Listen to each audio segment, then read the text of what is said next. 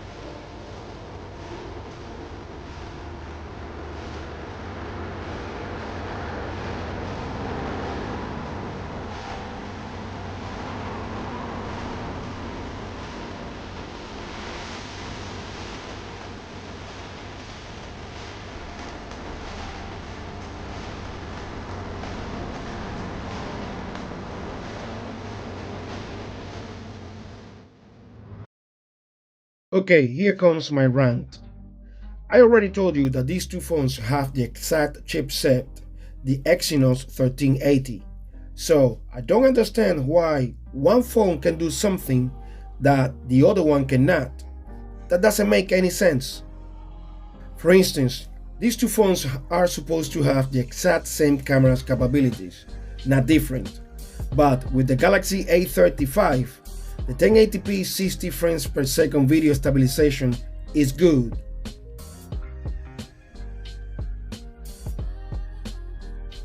Also, you can now apply night mode with the portrait pictures, but you cannot record an ultra-wide angle lens video with a 4K 30 frames per second resolution, and you cannot record a 1080p 60 frames per second with a front-facing camera.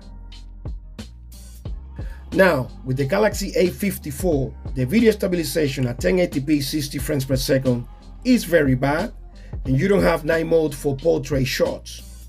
So, why is that? I don't understand these differences between these two phones when, once again, they have the exact same chipset with the same capabilities. I just think there was absolutely no need to release this phone this year. All Samsung had to do is to improve the 1080p 60 frames per second video stabilization and add the night mode for portrait shots on the A54 with an update. That's it. Simple. Problem solved.